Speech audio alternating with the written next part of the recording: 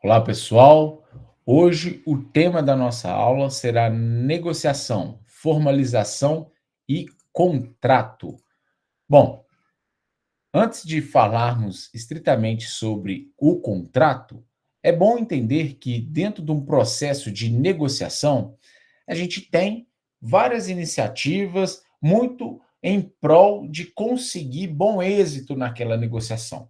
Então, existem técnicas de vendas envolvidas dentro do processo de negociação, existem aí técnicas de persuasão envolvidas dentro desse processo, tudo com foco de desencadear no resultado positivo, ou seja, no acerto, no fechamento da negociação.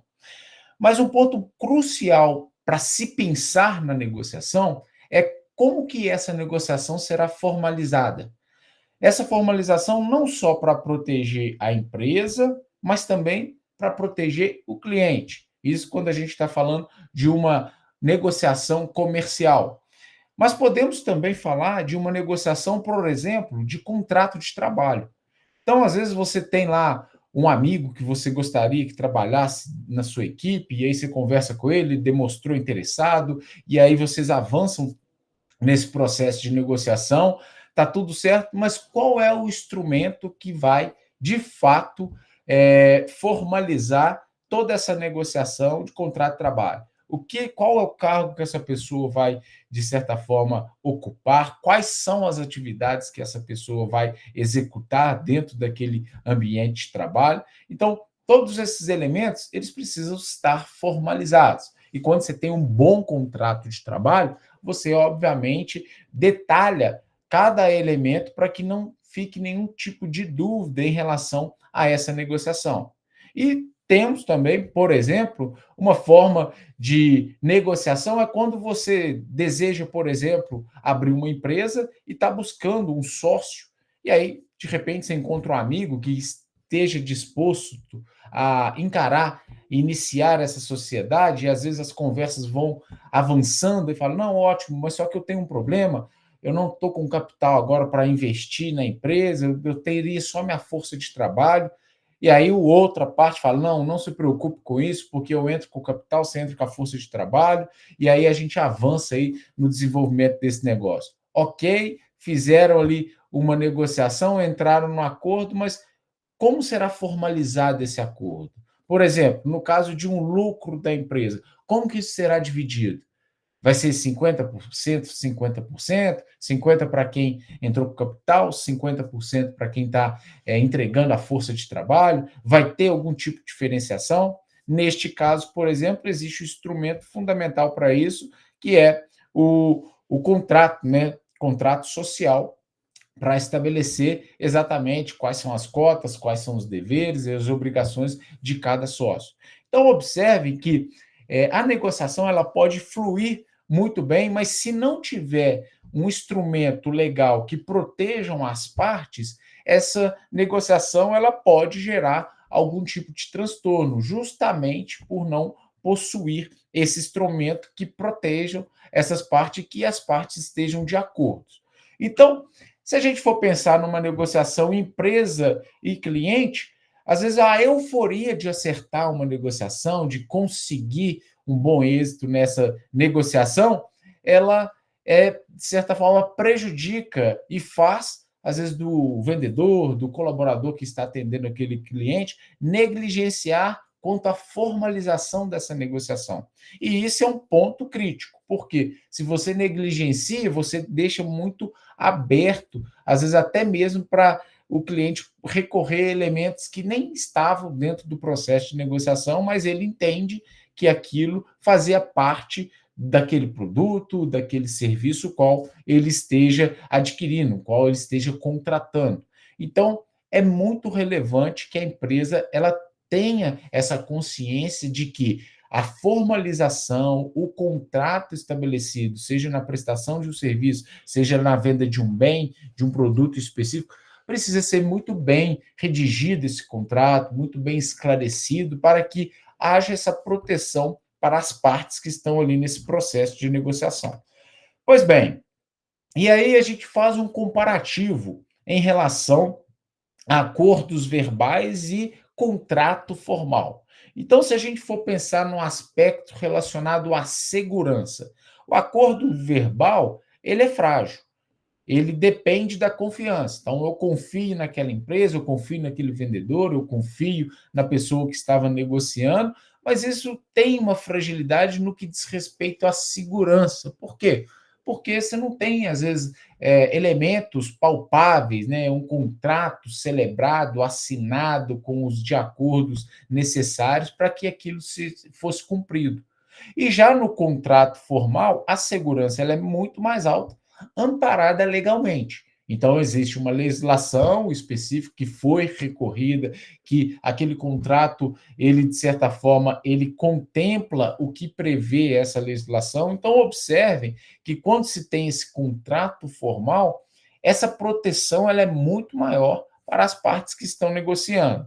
E quando a gente fala do aspecto de clareza, também é um outro elemento que, quando a gente fala sobre a perspectiva do acordo verbal, a, esse acordo ele está sujeito a algumas interpretações. Então, às vezes, você explica o produto, explica o serviço, o cliente fala que entendeu, que não tem dúvida, mas às vezes ele interpretou de uma maneira equivocada.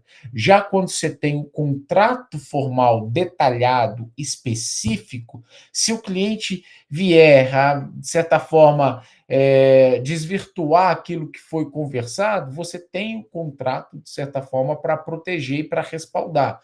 Ou seja, se o cliente falar, mas esse serviço aqui não está incluído, você fala, olha, no nosso contrato a gente destaca exatamente qual o serviço que será prestado e o que não está incluído dentro desse processo. Então, isso foi documentado, isso foi assinado pelo cliente. O cliente ele pode questionar antes mesmo da assinatura, da concordância no contrato. E aí é passível de explicação, às vezes uma outra negociação, uma complementação. Por isso, a importância desse instrumento contratual para que fique às claras aí o que está sendo negociado. O outro aspecto, custo em conflito. Ou seja, olha, quanto custa o conflito, né? Qual que é o preço de um conflito? A gente sabe que para acordo verbal o risco é muito alto, né? O custo do conflito é alto. Então, dificuldade de prova. Ah, mas o vendedor me falou isso, o negociador me falou aquilo, o colaborador me falou aquilo outro, e isso pode entrar numa seara onde que coloca um contra o outro, não, eu não falei exatamente dessa forma, você interpretou errado. Então, é muito subjetivo quando a gente entra nessa seara, muito verbal. Já quando você tem esse contrato formal, o custo de conflito ele é mais baixo porque existe uma documentação clara em relação, seja o serviço que está sendo prestado, seja o produto, o bem que está sendo ali adquirido. E a duração, que seria outro aspecto, o acordo verbal ele é adequado para situações muito simples. Então, você vai adquirir um pastel na feira, você não vai pedir um contrato lá com firma reconhecida na aquisição daquele produto, obviamente não. Mas quando você vai contratar, eu quero um projeto de uma casa, um projeto de uma obra, então eu gostaria de ter exatamente o que vai ser entregue nesse processo, porque um projeto de obra envolve muitas coisas. Você pode ter um projeto arquitetônico, um projeto estrutural, um design de anteriores, um projeto hidráulico, então pode ter vários serviços embutidos ali. Então, quando você tem um contrato muito bem especificado, o que será entregue, o que não contempla aquele contrato, isso facilita muito na compreensão do cliente e protege aí as partes que estão envolvidas dentro dessa negociação. Bom, então o contrato, para a gente definir o que seria o contrato, né, conforme o Código Civil Brasileiro, é o acordo de vontades entre duas ou mais partes com a finalidade de criar, modificar ou extinguir direitos e obrigações. Então, para a gente resumir de uma forma geral, o contrato é a consolidação da negociação. Então, às vezes, o vendedor ele inicia aquele processo, ele tem lá toda a habilidade de demonstrar o produto ou serviço, de convencer, de buscar uma saída, de atender aquela necessidade ou o desejo do cliente, e aí o cliente convencido vai para fechar o negócio, o contrato ele vai consolidar essa negociação demonstrando e destacando exatamente o que a empresa vai entregar, quais são os deveres e os direitos dessa empresa, e o cliente, o que ele vai receber, quais são os deveres e os direitos desse cliente. Então, o contrato, de certa forma, consolida e deixa às claras todo esse processo de negociação. Pois bem, então quais são os riscos da negociação sem a formalização? Ou seja, sem contrato, sem qualquer tipo de documento que respalde uma negociação. O primeiro deles é a insegurança jurídica. Então, nas negociações informais, geram aí essa insegurança e aumenta o risco de conflitos judiciais. E aí entra naquela questão que eu destaquei anteriormente. Cada parte vai, de certa forma, se opor à outra, vai ter uma interpretação do que foi acordado, a outra, de certa forma, às vezes não concorda com todos os elementos que foram apresentados, sem que haja aí algo objetivo para discutir e analisar com transparência. Outro elemento, perdas financeiras. Então, acordos verbais podem ser esquecidos ou interpretados de forma diferente, causando aí perdas financeiras e também prejuízos inesperados. Então, um contrato ou acordos verbais que, de certa forma, não deixa claro exatamente o que cada um deve fazer, ou qual o direito de cada um, isso pode gerar conflito no futuro, caso as partes entendam que estão sendo lesadas. E aí, voltando lá para o exemplo que eu destaquei no início, imagina só duas pessoas que se tornam sócias de um negócio. Então, esses sócios estão desenvolvendo e aí a empresa está avançando, gerando lucro, está tudo certo. E às vezes na divisão não foi deixado isso claro, não foi deixado claro também quais atividades que cada um iria exercer, e um se sente mais merecedor do que o outro. Ou seja, a empresa está gerando lucro, eu mereço uma parte maior desse lucro, porque eu desenvolvo isso, desenvolvo aquilo outro. E o outro pode falar, não, mas eu entrei com capital e também assumo alguns papéis importantes aqui, então eu acho que eu sou merecedor da maior parte aí desse lucro. Então, observe que se isso não for estabelecido lá no início, durante o processo pode gerar tais conflitos que vai dificultar o andamento dentro dessa perspectiva empresarial. Então, pode gerar sérios conflitos internos. Então, eu dei um exemplo entre sócios, mas isso acontece da empresa com o cliente, isso acontece em diversas circunstâncias, da empresa com o fornecedor. Então, quando se tem essa formalização, isso facilita muito e evita vários tipos de conflito, tendo em vista que existe um instrumento lá que as pessoas acordaram quanto a este instrumento. Dano à reputação, então, sem um contrato, não há garantia de cumprimento das obrigações, o que pode prejudicar a receita e a reputação de sua empresa dentro do mercado. Então, é um ponto aí que, de certa forma, o contrato ele gera profissionalismo para a gestão. A formalização, isso gera profissionalismo nos processos organizacionais. Quando você não tem essa formalização ou quando você não tem um contrato, fica uma negociação, digamos assim, muito informal, muito amadora, por se tratar de uma empresa. Então, as empresas elas demandam desse cuidado, porque se houver qualquer tipo de questionamento, ela possui um instrumento lá que vai nortear a resolver tal questionamento. Bom, quais são as funções principais de um contrato? Então, primeira delas, definição de direitos e deveres das partes. Então, olha, o contrato aqui tem o direito da empresa, que é receber nos prazos que foram estabelecidos aquela quantia que corresponde ao pagamento, seja do produto bem ou seja do serviço, e os deveres é a empresa entregar exatamente aquilo que foi estabelecido em contrato. E, logicamente, na outra ponta tem o cliente, que o cliente também ele tem os direitos dele e tem os deveres para cumprir junto à empresa. Então, estabelece claramente as responsabilidades e os benefícios de cada parte envolvida, evitando aí as ambiguidades. É muito importante e frisar que o contrato ele precisa ser o mais claro possível. Então, evite termos dentro do instrumento contratual, por exemplo, logo, mas logo o quê? Logo qual que é o prazo? Como que documenta isso?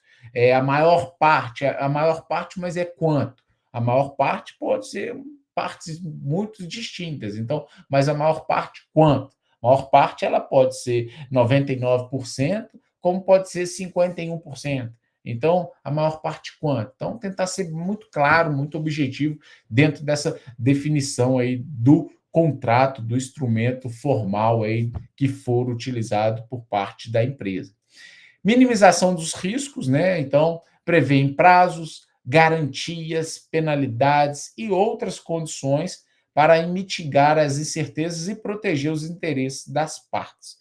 Então, sempre que possível, às vezes o contrato demanda de uma análise um pouco mais criteriosa por um profissional especializado, às vezes contrata um escritório de advocacia, um advogado específico para conseguir desenvolver um contrato aí que protege as partes aí dentro desse processo de negociação. E a base legal, então ele serve como prova legal e irrefutável em caso de disputas, facilitando a resolução de conflitos de forma justa e eficiente. Então, quando você, inclusive, se acha injustiçado, você vai recorrer ao sistema judiciário. Se não há formalização, se não há contrato, é algo muito mais complexo para ser resolvido. E às vezes, inclusive, inviável de ser resolvido dentro da estrutura judiciária. Mas se você tem instrumentos, você já tem aí um ponto para poder caminhar. Análise desse instrumento, verificar o que cada um tinha acordado dentro do processo para que o sistema judiciário tome uma decisão aí no que diz respeito àquilo que foi acordado no instrumento contratual. Bom, elementos essenciais para a validade do contrato. Então, o contrato não é só lá escrever qualquer bobagem lá, pede assinatura e é um contrato formal. Não. Então, existem vários elementos que precisam constar e elementos que são indispensáveis aí dentro de uma estrutura contratual. Quais são eles? Primeiro, capacidade das partes. Então, as partes envolvidas, pessoas físicas ou pessoas jurídicas, elas devem ser legalmente capazes de celebrar o contrato, ou seja, maiores de idade, com plenas faculdades mentais e sem impedimentos legais.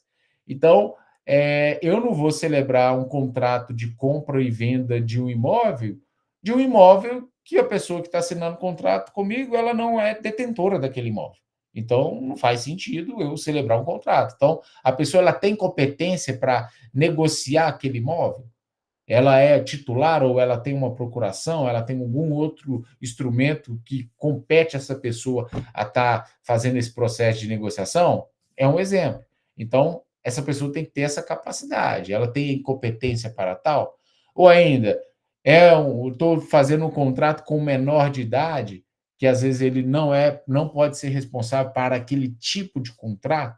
Então, são alguns cuidados que devem ser tomados para que se evite aí toda uma energia, todo um processo de negociação que você avança, às vezes é aquela negociação complexa, a pessoa analisa, são vários dias tentando fechar o negócio, chega lá no final, você percebe que a pessoa que iniciou esse processo, ela não tem capacidade para finalizar no instrumento contratual. Então, é toda uma energia, às vezes, desperdiçada dentro desse contexto.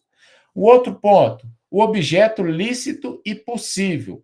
O objeto do contrato ou aquilo que está sendo negociado deve ser permitido por lei, fisicamente e legalmente possível de ser realizado. Contratos sobre bens ilícitos são nulos. Então, uma pessoa que porventura venha celebrar um contrato, por mais que tenha lá um contrato muito bem estruturado, mas se o bem for ilícito, ele é nulo, porque se você fosse acessar um órgão judicial, por exemplo, ele não vai reconhecer aquele contrato como um contrato lícito. Então, ele vai ser nulo. Consentimento livre e consciente. Então, o acordo de vontades deve ser manifestado de forma livre, consciente e espontânea, sem vícios como erro, engano, dolo, fraude ou coação, ameaça. Então, a vontade deve ser genuína. Então, é um ponto importante para verificar, né?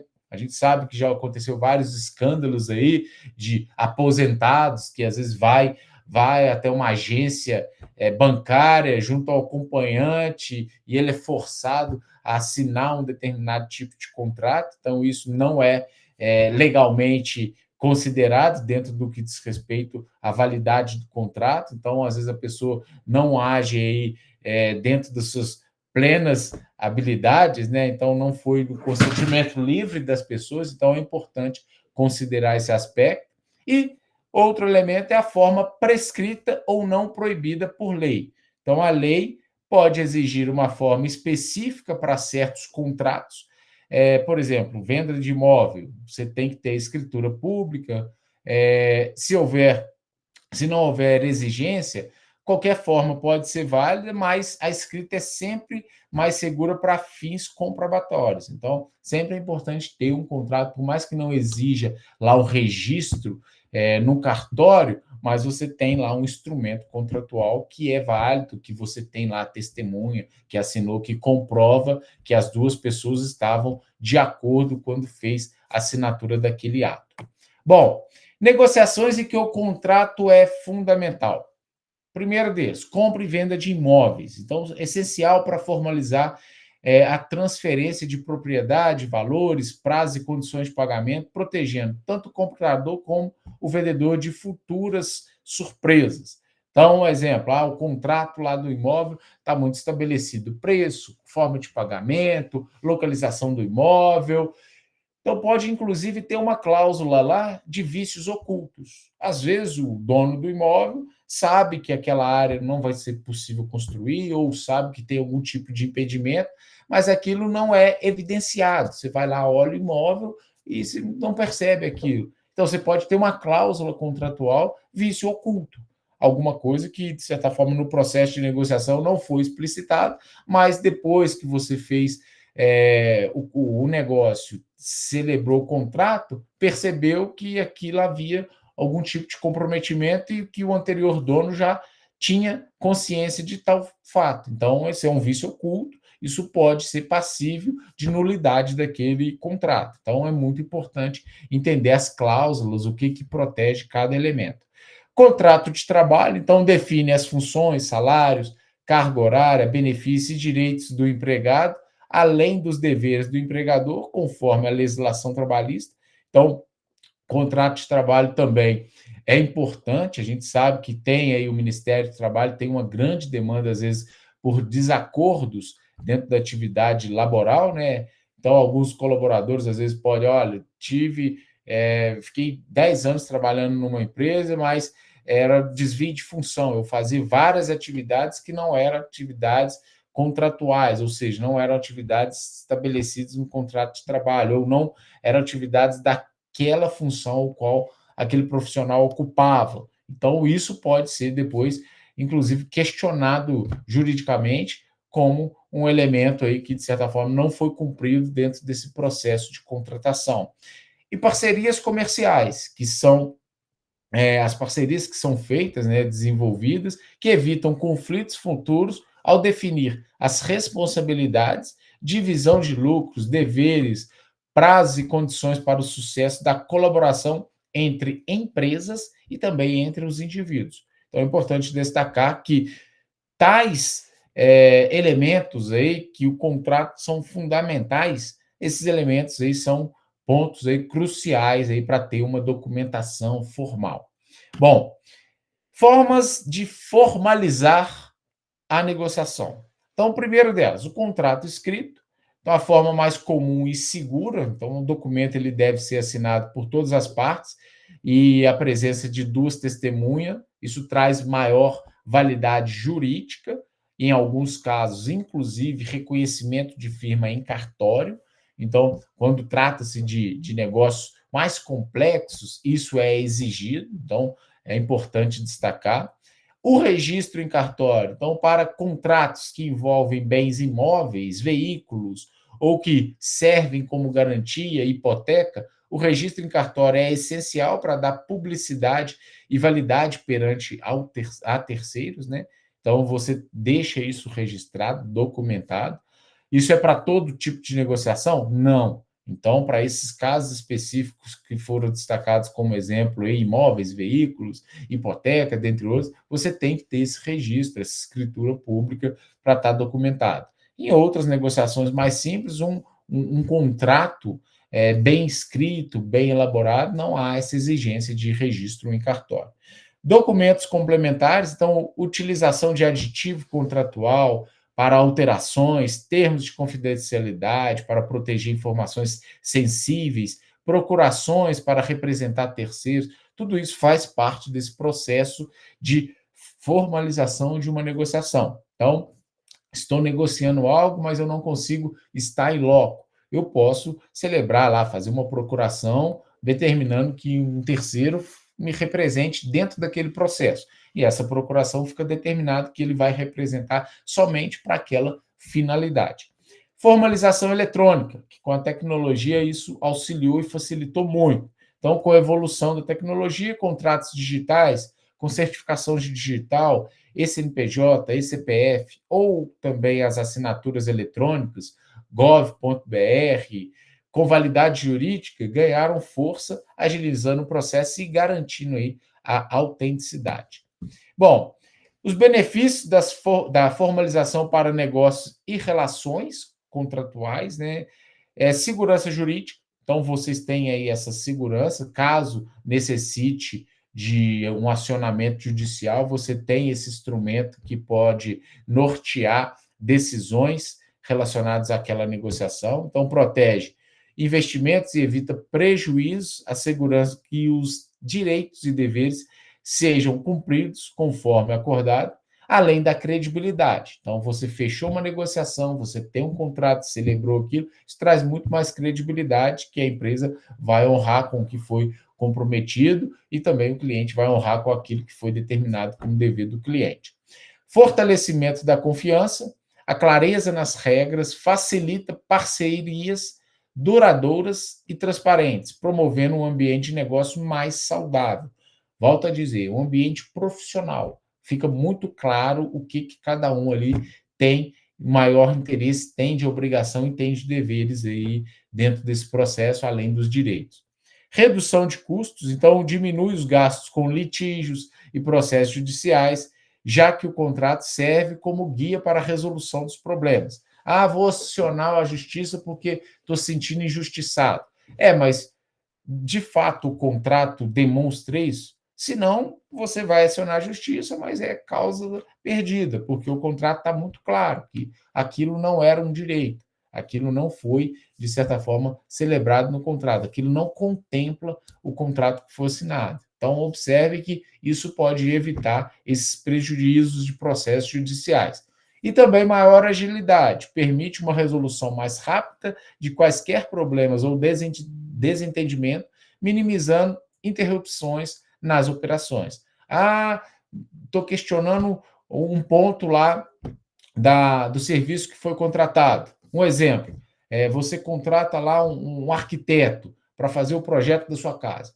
E aí esse arquiteto pega, coleta as informações, e aí, de repente, você verifica a prévia lá do projeto, você faz algumas considerações, ele faz a adaptação, aí te apresenta o projeto. Aí você pega o projeto e fala, olha, mas eu queria mais uma mudança nesse projeto, uma mudança desse jeito. E aí o arquiteto vai lá, faz a mudança, apresenta novamente. E aí, de repente, você fala, não, mas eu queria, além dessa mudança, uma outra mudança, uma mudança na garagem.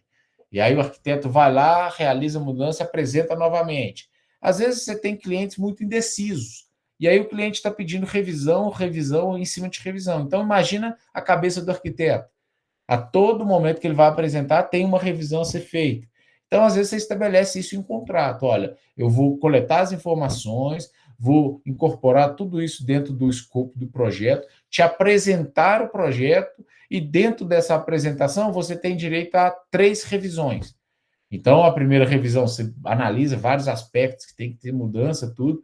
O arquiteto vai, resolve essas mudanças e te apresenta. Então, observe, tem um limite de revisões, porque pode ter casos de clientes que estão solicitando revisões, e o arquiteto não consegue, de certa forma, nem ter tempo para desenvolver outros projetos, porque o cliente está pedindo revisões em cima de revisões. Então, quando você estabelece um contrato, inclusive determinando a quantidade de revisões, isso já fica muito mais claro para que a pessoa não fique a todo instante levantando uma nova variável para fazer uma revisão, e sim ela reúna tudo isso num processo e apresente de uma maneira única para esse arquiteto, por exemplo.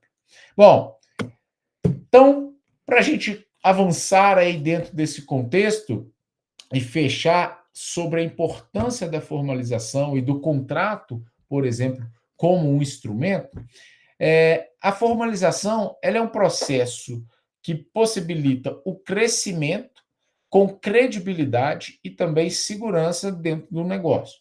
Então, negociar sem contrato é, de fato, apostar no acaso e arriscar a segurança e a sustentabilidade do seu negócio.